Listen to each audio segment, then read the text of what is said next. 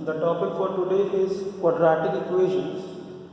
So before we start what quadratic equations actually are, we must be able to understand what are they. So to understand this, we are having a term polynomials. You all are well aware about this term. The polynomials are written in the form of a0 x to the power 0 plus a1 x to the power 1 plus a2 x to the power 2 plus up to an x to the power n, where n belongs to whole number. That means if we are having this type of expression such that the power, or we can say the nth power or the powers are belonging to a whole number, then only we consider it to be a polynomial. And when this expression is equated with 0, we consider that type of expression to be an equation. So what is an equation? Any polynomial that has been equated with 0 is considered to be an equation. That is, when this polynomial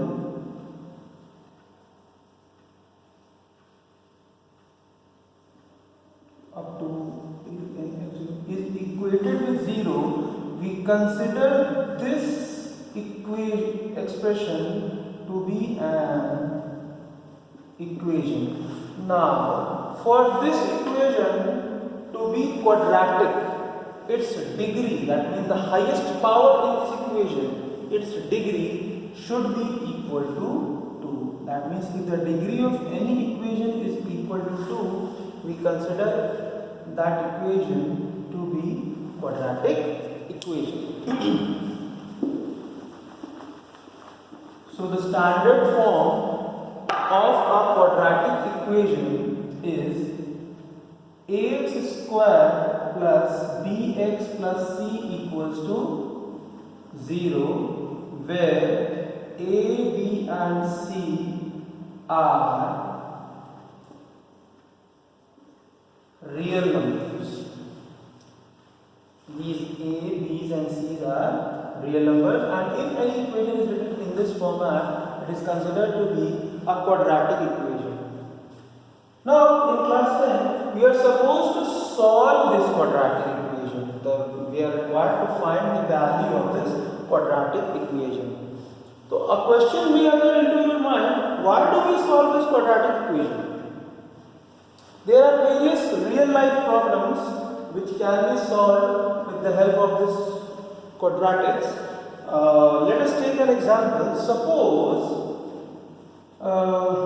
I had to form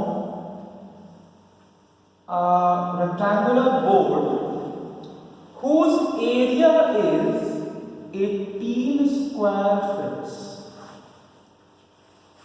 Now, I know the area only, and one relation that the length of this rectangular is 3 feet more than its length.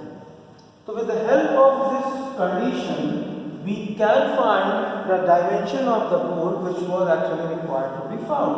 So what had we taken? The breadth as x and the length as x plus 3.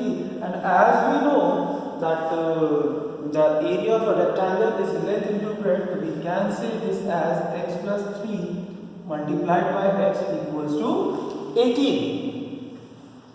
Further, when we solve, it will be x square plus 3x minus 18 is equal to 0. This is what? A form of a quadratic equation. And when we are going to solve this for the value x, we will get to know the length and breadth of the rectangular board which was required to be formed.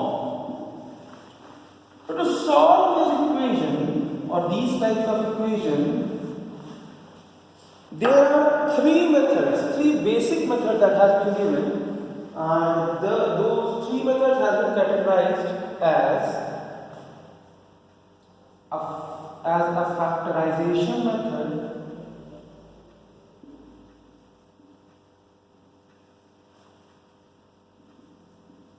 method of completing squares.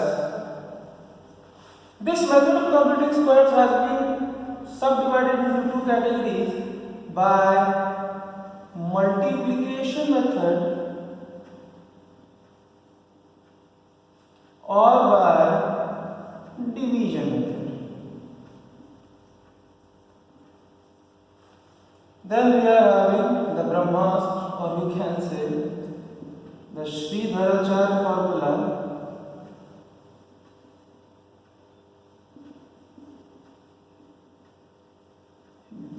This formula is also known as the quadratic formula.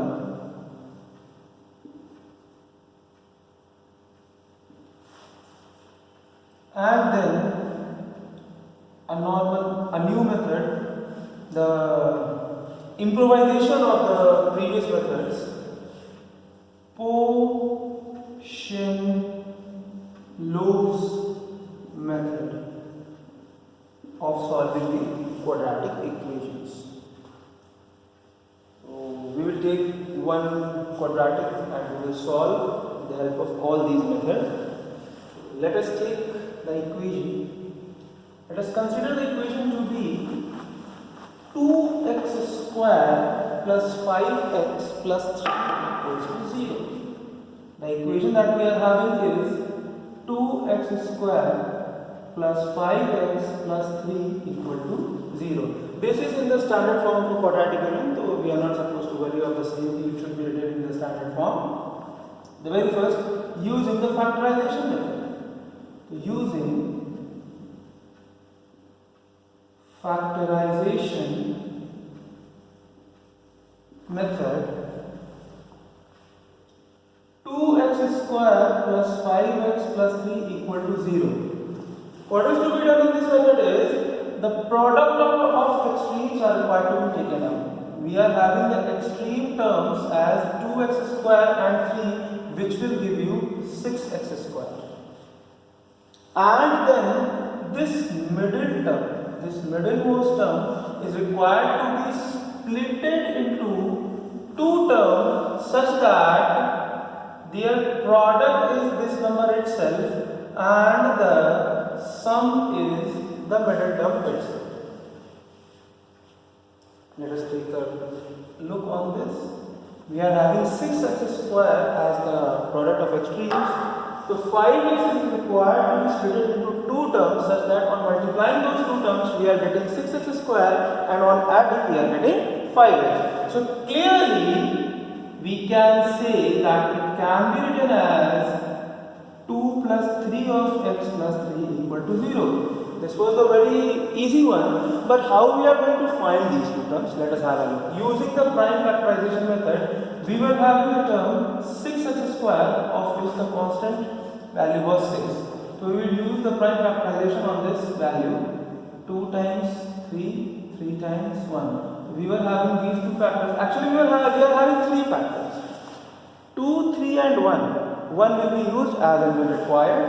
So 2 plus 3 is 5 and 2 into 3 is 6. We are utilizing the same. Further, this is written as 2x square plus 2x plus 3x plus 3 equals to 0. That is 2x of x plus 1 plus 3 common. It is again x plus 1, that is equal to 0. Further, x plus 1 common and left with 2x plus 3. Now these two factors will be equated with 0. So x plus 1 is equal to 0 as well as 2x plus 3 is also equal to 0. So x is equal to minus 1 and x is equal to minus 3 by 2. So these are the two solutions of this quadratic equation. The degree of the quadratic equation is 2. That means we are going to have only and only two solutions, specifically two solutions. If you feel like, you can substitute the values one by one and check whether it is satisfying the equation or not. It will satisfy. Let us move on to the another method, that was method of completing squares.